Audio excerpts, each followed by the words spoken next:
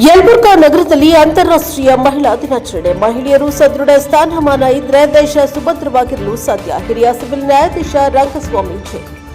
ಸಮಾಜದಲ್ಲಿ ಹೆಣ್ಣು ಗಂಡು ಭೇದ ಭಾವ ಕ್ರಮೇಣ ಕಡಿಮೆಯಾಗುತ್ತಿದೆ. ಲಿಂಗ ತಾರತಮ್ಯಕ್ಕೆ ಕಡಿವಾಣ ಹಾಕಬೇಕು. ಭಾರತೀಯ ಸಂವಿಧಾನದಲ್ಲಿ ಸ್ತ್ರೀ ಸಮಾನತೆ ಕೊಡಲಾಗಿದೆ ಎಂದು ಹಿರಿಯ ಶ್ರೇಣಿ ಸಿವಿಲ್ ನ್ಯಾಯಾಧೀಶರು ಮತ್ತು ಅಧ್ಯಕ್ಷರು ತಾಲೂಕಾ ಸೇವಾ ಸಮಿತಿ ರಂಗಸ್ವಾಮಿ ಜಿ ಹೇಳಿದ್ದಾರೆ.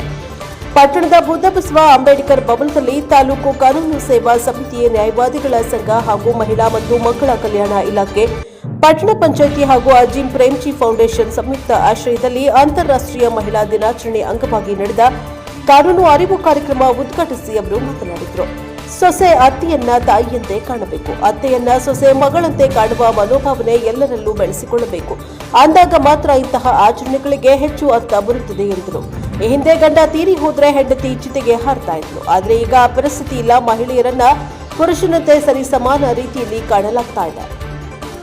ಆಗ ಬಾಲ್ಯ ವಿವಾಹ ಮಾಡಿಕೊಡುವ ಕೆಟ್ಟ ಪದ್ಧತಿ ಇತ್ತು. ಇದೀಗ ಅಂತಹ ಪ್ರಕರಣಗಳು ತೀರಾ ಕಡಿಮೆ ಇದೆ. ಹೆಣ್ಣು ಮಕ್ಕಳನ್ನ ಗಂಡು ಮಗುವಿನಂತೆ ಪ್ರತಿಯೊಬ್ಬ ಪಾಲಕರು ಕಾಣಬೇಕು. ಇಬ್ಬರಿಗೂ ಸಮಾನ ರೀತಿಯಲ್ಲಿ ಶಿಕ್ಷಣ ಕೊಡಿಸಬೇಕು. ಮಹಿಳೆಯರಿಗೆ ಆಸ್ತಿಯಲ್ಲಿ ಹಕ್ಕು ಇರಲಿಲ್ಲ. ಇದೀಗ ಸಂವಿಧಾನದಡಿಯ ಆಸ್ತಿಯಲ್ಲೂ ಎಲ್ಲ ಹಕ್ಕು ನೀಡಿದೆ. ಇನ್ನು ಸಾಮಾಜಿಕ ಜಾಲತಾಣಗಳು ಎಷ್ಟು ಉಪಯುಕ್ತವೋ ಅಷ್ಟೇ ಅಪಾಯಕಾರಿ ಎನ್ನುವುದನ್ನ ಮಹಿಳೆಯರು ಅರ್ಥೈಸಿಕೊಳ್ಳಬೇಕು. ಮಕ್ಕಳನ್ನ ಜಾಗೃತಿಯಿಂದ ನೋಡಿಕೊಳ್ಳಬೇಕು ಎಂದು ಸಲಹೆಯನ್ನ ನೀಡಿದರು. ಲಲಿತಾ ನಾಯಕ್ ಅವರು ಪ್ರಾಸ್ತಾವಿಕವಾಗಿ ಮಹಿಳೆಯರು ಎಲ್ಲಾ ಕ್ಷೇತ್ರದಲ್ಲಿ ಕೂಡ ಕೆಲಸ ಮಾಡೋ ಸಾಮರ್ಥ್ಯ ಇದೆ ಎಂದು ಮಾತನಾಡಿದರು. ತಾಲೂಕಿನಲ್ಲಿ ಅತ್ಯುತ್ತಮ ಅಂಗನವಾಡಿ ಕಾರ್ಯಕರ್ತೆಯರೆಂದು ಪರಿಗಣಿಸಿ ಪ್ರಶಸ್ತಿ ನೀಡಿ ಸನ್ಮಾನಿಸಿದರು.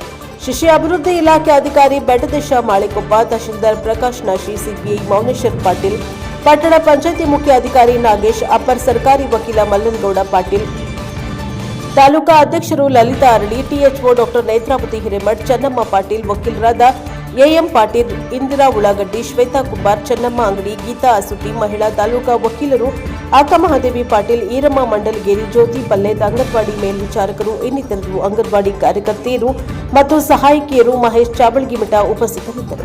ಕಾರ್ಯಕ್ರಮದಲ್ಲಿ ಭಾಗವಹಿಸಿ ಯಶಸ್ವಿಯನ್ನಾಗಿಸಿದ್ದಾರೆ. ಬ್ಯೂರೋ ರಿಪೋರ್ಟ್ ಸಿಯಾದಿ ಎನ್ಕಿಸ್ ಟಿವಿ ಯಲಬುರ್ಗಾ.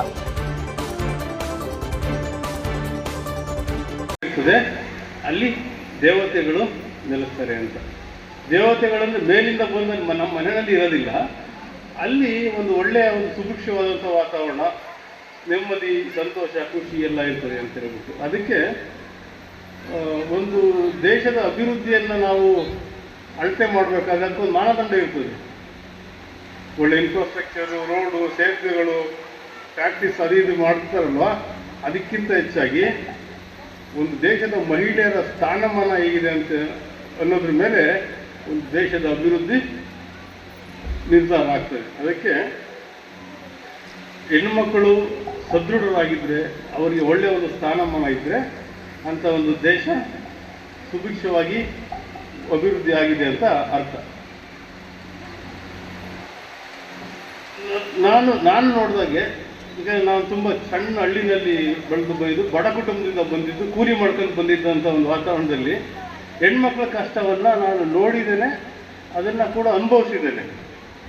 ಅವರು ತುಂಬ ಹತ್ತಿರದಿಂದ ನಾನು ನೋಡಿ ಆ ಕಷ್ಟನ ನಾನು ಅನುಭವಿಸಿದ್ದೇನೆ. ಮೊದಲು